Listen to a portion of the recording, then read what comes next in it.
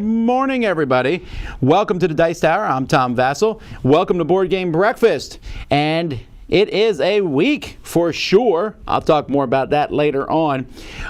We want to quick say thank you to our sponsors for Board Game Breakfast, Pandasaurus Games, who has a lot of new cool games coming out. In fact, I know about some of their games coming in 2021, and it sounds exciting. They're definitely the company for dinosaurs with Dinosaur Island, and we're all pumped about Dinosaur World being fulfilled later this year, and Gods Love Dinosaurs, and Machikoro Legacy. Lots of cool things. Check out Pandasaurus Games. All right. Well, it is a week and 1 day until our Kickstarter launches. And I'll talk more about that next week. But I do want to get that in your mindset. If you like the Dice Tower, if you appreciate what we've done, then we are asking you to consider financially supporting us for the year 2021. We got a lot of cool things, but it's not about the things. It's hopefully about the content that we produce in 2020.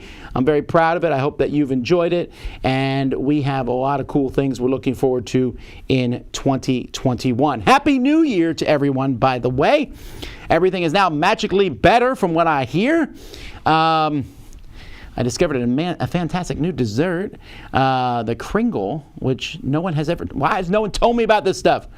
And let's see. More live things coming up later today. I'll be doing a Q&A at noon. I will be doing... Aziz doing his What's Happening at 11. So that's coming out. Let's get started with this show, though. Here we go. Hi, everybody. Hello, we are Ryan and Bethany. From Ryan and Bethany Board Game Reviews. Today we are talking about Maple Land. This is an amusement park that you are building specifically for meeples. No humans allowed, as you can tell from the box. Unless you're like the driver, I guess. Look, there's even meeples in the rides. Where is it? Right here, right here. Right there, right there. This game looks fantastic on the table. You're basically drafting all these different attractions for them to ride on, all the meeples. You're drafting the meeples themselves in order to match up the correct people with the correct attractions. You're getting income at the end of the game. You're ultimately getting points for how many meeples you're able to match up with rides. It's got a cute theme. It's got, cute components. I really enjoyed it. I thought it was fun that you could draft these attractions and then also draft things next to them, so you'd be able to put more meeples on. So you could have like a roller coaster, but the people that ride the roller coaster really want to be able to buy that t-shirt that said, I survived this roller coaster. So you got to put a gift shop also by that roller coaster. And I really like combining those things and trying to find the paths without going off the path. And it was really fun to try to like map that out without knowing so far in advance. The insert for this game is atrocious. It doesn't make any sense and I hate it. Throw it away. Just melt it. Get rid of it. Melt it? No, because of the toxins in the air. So the environment. Okay, just recycle it. Recycle the insert. Save the planet. Don't save the insert. But you're not even going to get rid of it. I'm not, because I can't bring myself to do that. You're just going to complain about it I'm going to complain. It's true. I'm going to complain about it every time we play this game. But I do enjoy the game every time we play it. Yeah. It's just afterwards when it's tearing down. Yeah. Yeah, I had a great time with this. I thought it was a lot of fun. Well, you guys, thank you so much for watching. If you want to hear more from us, you can find us on YouTube or Facebook. We are Ryan and Bethany Board Game Reviews. Everybody, this is Ryan and Bethany, hoping you have a happy, healthy breakfast. Bye, everybody. Bye, guys. Hi, I'm Ambi, and today I'm going to talk about Rollway Station, an 18xx-inspired solo roll and write game.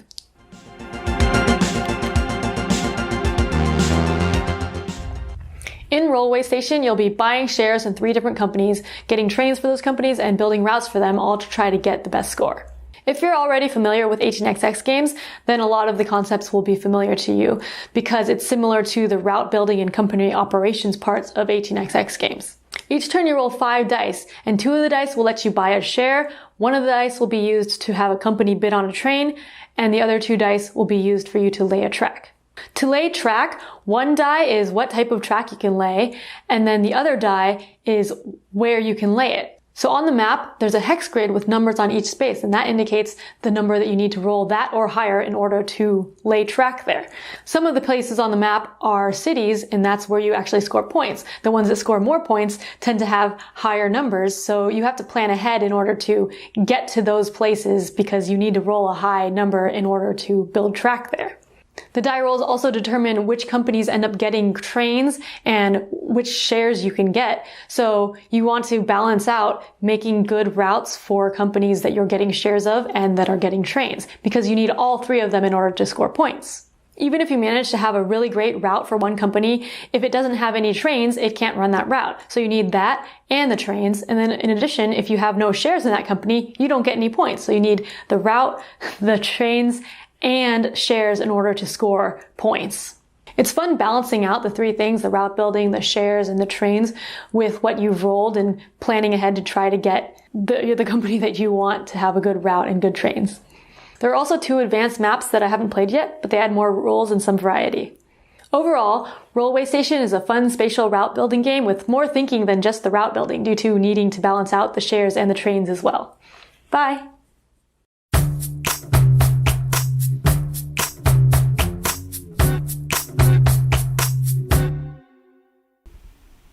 All right. Well, that does look like the kind of roll and write game that Ambi would enjoy. I say this to Ryan, though. If the insert bothers you, throw it away. If you won't throw it away and you still complain about it, then I feel like you just like to complain. I throw lots of inserts away. I've gotten over that a long time ago. Those little plastic containers make life so much better, and a lot less frustrating. Anywho, okay, so let's talk about games from 30 years ago. I'm so excited. It's one of my favorite parts of becoming a new year, because I had run out of stuff to talk about in 1990. So now we can go to 1991. So today's game that we're going to take a look at is Quarto. So Quarto feels almost like a public domain game. The version we're showing there is from Gigamic, I believe, and they make the nicest. Yeah, I think they're their own company. It wasn't till it was like a decade ago that I first played Quarto from Gigamic, because some people came to my house that I was hosting, and of course I showed my board game collection, and they said, "Oh yeah, we played this game," and they were like, "It's like tic-tac-toe with different shapes and colors," and I was like, "I don't know what you're talking about." I went to Board Game Geek, and people said, "You don't know what you were talking? It's Quarto, obviously. I thought you knew about board games." I do now. I'll add that to my list of things I know. So Quarto is a tic-tac-toe, essentially. It's a 4x4 board. You don't actually own any of the pieces. That's what's unusual about it. You pick a piece, your opponent plays it, and if you get 4 in a row, you win. Or sometimes, 4 in a row to win, or a 2x2 square. And if you get them all in the same color, or they're all tall, or they're all short, or they're all squares, or they're all circle, or they're hollow top, or solid top. It's one of the few games that have a Wikipedia entry, which I just basically read to you. But it's won quite a few awards, too. It was nominated for the Spiel des Jahres. It won the Mensa Award, and so on and so forth. And so I played it. I like it. It's one of those games that if I was an old person who didn't have many games, I would leave this set up on my coffee table. That's the kind of game that it is. I like it fine. I don't think it's fantastic. I think there's a lot of other abstract games out there that I enjoy more, but I do find it to be enjoyable. So that's Quarto from 30 years ago. It is interesting that this series that I'm doing of 30 years ago games, how few games came out compared to the number of games that come out now. Just remember, if you think the number of games that came out in 2020 weren't good, think about this. There's already more games that were released in 2021 than were released in 1991. That's craziness, right? I don't even know if that's 100% true, but it's pretty close to being true, and it will be true in 2 weeks, probably. Anyway, let's keep going.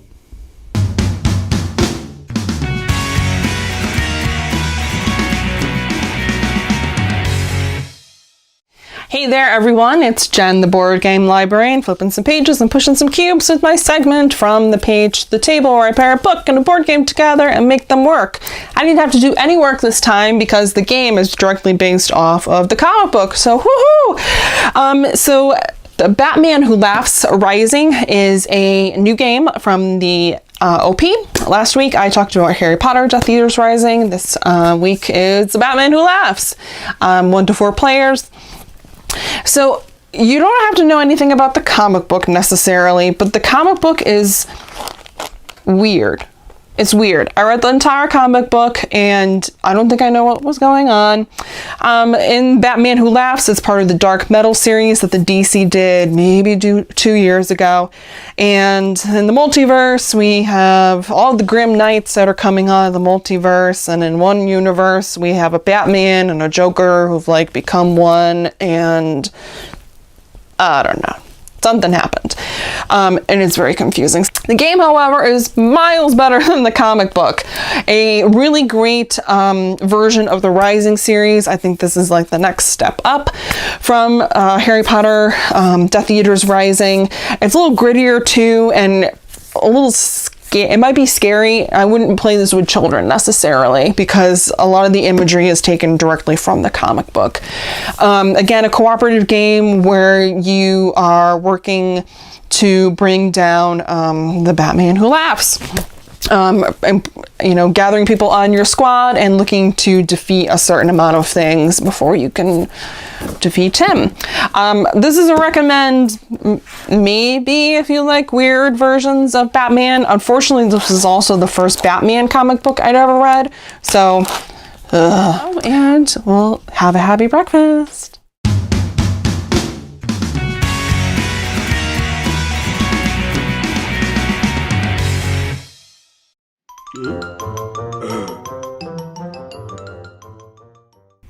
I'm definitely with her on that. That is a rough comic, the Batman Who Laughs. I actually went and hunted it down and read it because we were playing the game. The game's fine. I don't know. Maybe I think that was like a turning point. Like, I'm just getting tired of reading the darkness that is Batman. Like, there's never any joy in that universe. They'll show a couple of happy panels at the end of this, 200 panels of people getting shot, and someone needs to explain to me why anybody in that comic book universe, the DC universe, joins the Gotham police force. Is the pay like amazing? It doesn't look like it's amazing. I mean, they get murdered all the time. It just seems like a bad idea. Okay, anyhow, so what's coming from the Dice Tower this week? Well, we're continuing, so in our non-board gaming thing, we're continuing Shoots and Marbles. If you've never seen it, you should watch it. We're racing marbles, and we're doing that tomorrow morning. So we come back and watch the marbles race and see who will win. After last week's freak snowstorm, I bet the weathermen will never allow that to happen again. So there's that. Then, of course, games. So I'm continuing the series that I started last week with my daughters. We're going to be taking a look at Almanac this week. I'm reviewing, Tungaru, Zarek, Ark Ravels, Spies and Lies, Monstrosity, the new Golem Century Edition. So lots of cool games that we're doing. I'm also going to be posting my top 10 games I played solo in 2020. We'll be doing Crowd Surfing is back this week. I don't know how many projects there are to take a look at, but I know there's a few. So we'll be taking a look at those on Wednesday, and then Thursday, live board game breakfast, which will be sans Tom Vasel. But I hear it will still be good, and in some circles considered to be extremely better. So there you go. Let's keep moving.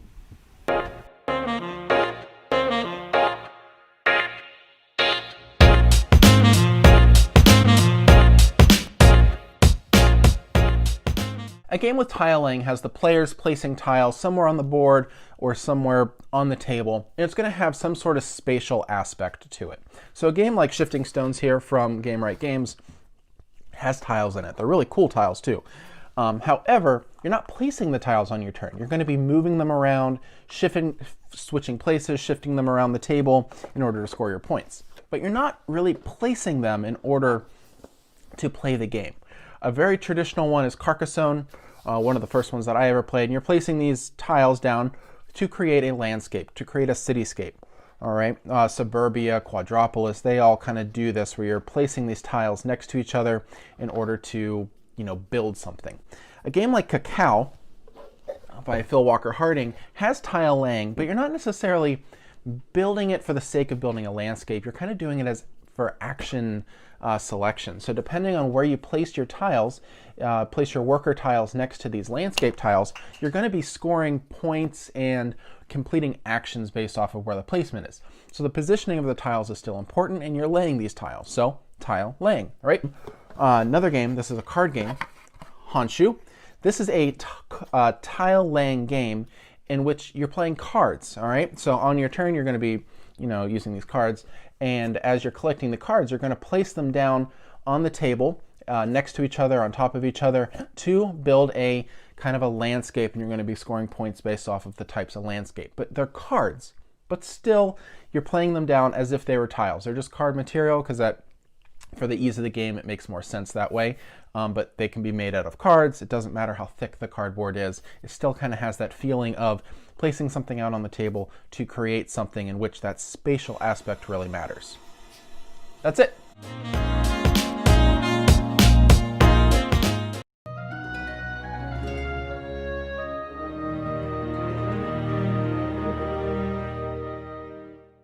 Yes, thank you. All right, so let's take a look here at Soul. To avoid controversy, I'm not reviewing Wonder Woman 1984 or WW84, whatever it's called. No, I'm just kidding. That one definitely got the internet into a tizzy. Soul is the new Pixar movie available on Disney Plus. Something I'm excited about. That so many cool movies are coming out in these streaming services now. I love Pixar. I think Pixar movies are fantastic. The worst Pixar movies, which ranked is Cars 2 and 3, I still like them. It's fun to hate on the lowest ranked stuff of things, but I love Pixar stuff. Pixar movies are the only animate movies that have made me sad, other than Iron Giant, which, of course, if you aren't a little sad at Iron Giant, then you are not a human being. Even robots cry at Iron Giant. But Soul is the most unique of all the Pixar movies I have seen thus far. By that, I mean most Pixar movies are geared towards kids/adults. I really feel like Soul is only aimed at adults. Kids, I watch with my kids. I mean, kids will get it. There's jokes in there and silliness. That's in all the Pixar movies. But the themes and stuff are pretty heavy. It's about death and the meaning of life, according to the movie. And I'm not really sure I'm not sure if I agree with all the philosophies that the movie portrayed. And also there's too much cat in the movie, maybe for a movie. But I liked the animation. It had that heart-wrenching, sad moment, once again, that Pixar is really good at doing. And I liked it a lot, but I bet you my kids will never watch it again. Also, there was not a song in it, which is sad. I like those classic songs. But there was music in it, because it's about a jazz pianist. And when it was done, I went and listened to jazz for a while. Because I liked it. I liked that part of it. I like music. I like the whole movie overall, I would put as a solid mid-pack Pixar movie for me. I don't think it's one of the best ones. It's not one of the strongest ones. For me, just to give you an idea, my favorite Pixar movie is probably Inside Out, although Toy Stories are phenomenal, so on. And Monsters, Inc., I love that one too. But, and Coco. This isn't as strongly emotional as, say, Coco and the beginning of Up and etc., but it's in the middle, and I liked it. And it brought some unique ideas. And one thing, I thought the animation was phenomenal. At different points in time, especially in this weird little afterlife universe they created, they have these 2D creatures in a 3D universe, and I just thought that was a neat concept. It looked really cool, and I really enjoyed all the different ways that they did animation styles and such. I thought it was really cool, and I sat there kind of in wonderment watching it. So that was a lot of fun. I like this. Someone said, "What's with the controversy?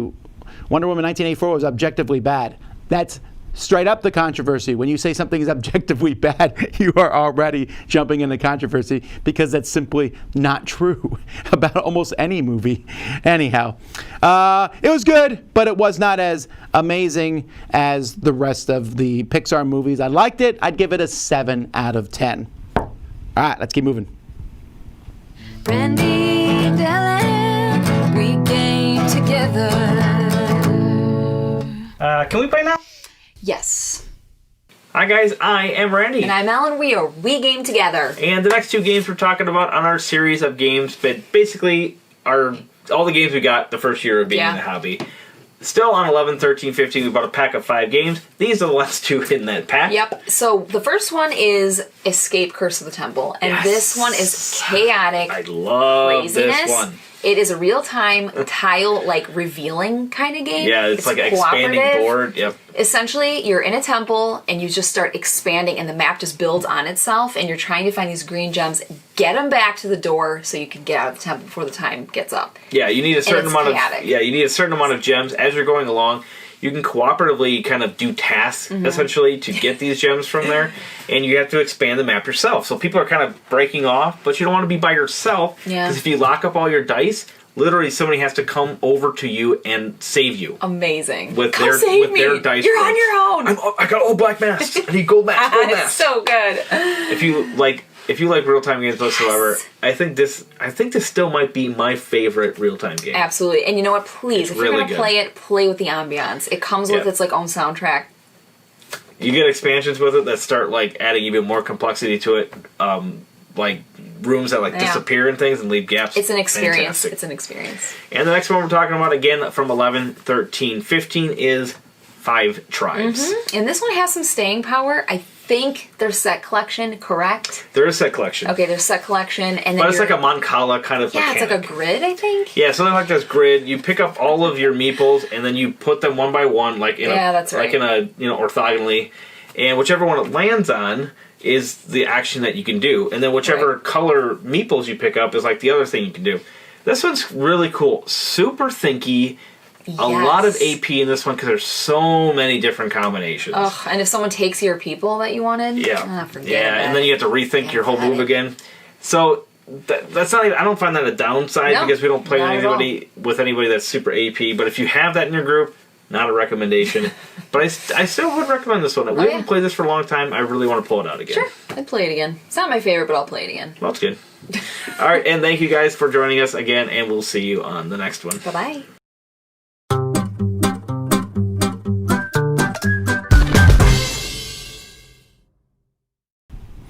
Escape's a great game. Also, I like how we're talking about board games, I talked about Soul, and all anyone's mentioning in the comments is Wonder Woman.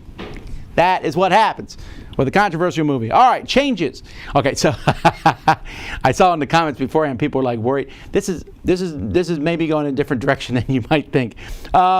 So this is it for me. This is the last week of my life where I have unmarried children, or only unmarried children. Melody is getting married this coming Saturday, in a very small wedding because of the way things are going these days. But hey, she's getting married, and she will now be Melody Gilbertson, which I think objectively not as cool of a name as Vasel, but it is what it is. So that's an interesting thing for me to think about as we go. I forgot something. I just thought of it. Oh, okay. Anyway, I need to do something for the wedding. But anyhow, a couple things actually. There's some stuff I need to get together for that. But yeah, so it's an interesting thing for me. I mean, I don't think I will be, but I could literally be a grandfather this year. I could be a grandfather the next 5 years very easily. I would be a young grandfather, right? I'm only 40. I'm 44, right? Yeah, I think so. I'm very forgetful, obviously, but it's even more interesting for people who watch the channel. Coincidentally, talking about changes, last week we semi-retired the component drop on our board game reviews, and people said, "Is that because the person went to college?" Well, this is Melody's third year in college, so if that's because of that, then I'm a real slow guy on the uptake there because she's been gone, Amy's gone for half a year. No, I like to change things up, but changes we're very opposed to change. I am. A wedding's a good excuse for pie, indeed. It's interesting to me. People's resistant to change, but I get it. You change anything. If you're in a church at all, try to change anything. A business, try to change something. Have a website. Look when Board Game Geek changes. anything on their website, and the sky has fallen because people are resistant to change. Now you can say just because things are good, just because it's a change doesn't mean it's good, and I agree on that. Definitely, people change things sometimes that do not need to be changed, but change is inevitable. It's going to happen. I have never subscribed to the theory that my kids, you can start dating when you're 35, and no, they left. Melody left, and I knew when she left, I told my wife, I said, she's not coming back. That's it, and that's true, right? I mean, she'll visit, but that's it. Amy, my second oldest, went to college this year and just informed us that she's doing an internship over the summer, so that's that. She'll be gone all year now, and so I'm down 2 kids essentially. And I'm okay with that. Change can be good. I mean, I love my kids, but I'm highly looking forward to the time where just me and my wife, and I can, go out and do more things with her. We're even doing that now because the kids are older. Changes are sad sometimes. I see someone holding a baby, and I'll be like, oh, my wife says you can wait for grandkids. But I also like that I can now talk to my kids as adults. That's a fun thing to do. I have actual conversations that are interesting. I have a new team on board playing board games. It was Melody for the longest time, and now it's Ruby and Violet with very different opinions on games and very different opinions on life in general. So change is there. We make changes here in the Dice Tower sometimes, like, for example, the component drops, and we'll make other changes. We have changes happening as it is. We have a new video editor coming in a week, Chris Yee, who's going to be joining us, and we're hoping to make more changes to Dice Tower. Now, we always hope changes are good. They're not always. I think we can all agree that many changes we made in 2020 we did not enjoy. But I don't know. I still subscribe to what I said last week, where I live with hope that changes will be good. I don't like every change. I find myself sometimes getting more and more into that get off my lawn mentality. Like, I can't believe Facebook changed yet again. Which Facebook is like the very poster child for this, because every time Facebook changes, I see a Facebook thread full of people I know saying, let's start a petition to get Facebook to change back. They never have. Why would they start now? But so these things happen. So changes in life, changes here at the Dice Tower. Now, we hope that at the end of the time, everything is still the same. Yeah, there'll be changes that be made over the Dice Tower, minor changes. We'll talk more about those next week. We're not making seismic shifts here. And in life, changes are minor. My daughter's getting married this week, and that's a big deal. But she's not going to be complete. It's not such a seismic shift because it's been gradually coming. And that's how things are. We just look at these things. 2021, I'm hoping, is different than 2020, but it's not a seismic shift. It's not a huge, switch over thing. It's going to be gradual. So change can be good. Unless, of course, we're talking about loose change, which for some reason is in a shortage in America, and always embarrasses me because we'll get to the counter and my wife says, I have 86 cents. And I'm like, yeah, but I have $1. And we can just give them the $1 and we'll worry about the change later. And she says, no, it's in my purse. And then I feel embarrassed, and that's a completely different story. So changes are coming. I will now be the father of a married child, and the Dice Tower will change slightly as time goes by. And I hope and pray that all these changes are good, but we'll have to wait and see. Hello, my name's Dan, this is Cora, and we're here today to talk to you about Gloria Quest! Which is our cooperative family dungeon crawling game, isn't it, Cora? Mm-hmm. And we're bringing it to Kickstarter, and we designed it ourselves as part of a homeschooling kind of lockdown project back at the beginning of lockdown. Yeah. And because we were bored. But we're not bored anymore. In fact, we're very excited because what has been arriving this last week or two, Cora? The Cora Quest prototype. The Cora Quest prototype, and not only the Cora Quest prototypes, the Cora Quest cover art as well. So we asked loads of kids to send us in some monsters, which they did, which was very nice of them. And our friend Gary King has put them all together. And look at this, Cora. Isn't it amazing? Yeah. It's just monsters. Monsters! Everything but monsters! Yeah. So this is the box art for the Cora Quest. But as Cora said before, what have we got, Cora? The Cora Quest prototypes. The Cora Quest prototypes. What do you think to them? I think they're really good. They look amazing. It does, doesn't it? Yeah, it just looks. It looks like a real game. That's because it is a real game. It is a real game. You keep saying that, but it is a real game. It doesn't look like a real game. It is a real game. And these are done so we can send these out to reviewers and previewers and things like that, ready for our Kickstarter.